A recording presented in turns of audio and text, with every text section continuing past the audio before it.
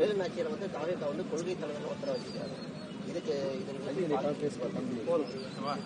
அது கொள்கை தலைவரா வச்சிருக்கிறது அது அவங்க விருப்பம். ஏன் வச்சிருக்கோம்னு சொல்லணும். அவங்களுக்கு கொள்கை தலைவர், எனக்கு பாட்டியார். எங்களுக்கு எங்களுடைய இனத்தின் பெருமை மிக ஒரு அடையாளம் எங்க பாட்டியார். அதனால அது கொள்கை தலைவர்னு அது வைக்க முடியாது. அது வந்து இப்ப எனக்கு ஒரு தெய்வம் இருக்கு, முருகனை போய் என் குலதெய்வம் எனக்கு கொள்கை தலைவர் வச்சா நீங்க எப்படி பாப்பீங்க? அது என் இறை. கண்ணகி வந்து ஒரு காப்பிய நாயகி. வேலு நாச்சியாருங்கிறது வரலாற்று பாருங்க, வரலாற்று நாயகி. இந்திய துணைக்கண்டத்திலே எங்க பாட்டிக்கு இணையான ஒரு பெண்மகள் இல்ல. எங்க முன்னவர்கள், எங்க மன்னர்களே போர்ல தோற்றுருக்கான்.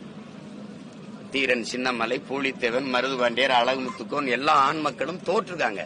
எங்க பாட்டி மட்டும்தான் அந்த விடுதலை போர்ல போரிட்டு வென்றிருக்கான். விளங்குதா உங்களுக்கு? அந்த பெருமைக்குரிய மகள். அதுல வந்து அவர் கொள்கை தலைவரா ஏற்றுக்கிறதுல அவர் ஏற்றுக்காரு. அதுக்கு ஒண்ணும் நம்ம பேச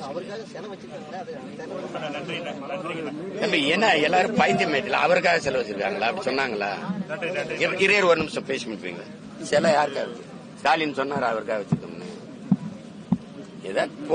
போதம்பி அவருக்காக வச்சிருக்காரு சிலைனா. அப்புறம் நீ எப்படி கேள்வி கேட்கிற? கேட்க தெரிஞ்சா கேள்வி கேட்கணும். அவருக்காக வச்சிருக்க அப்படி சொன்னார?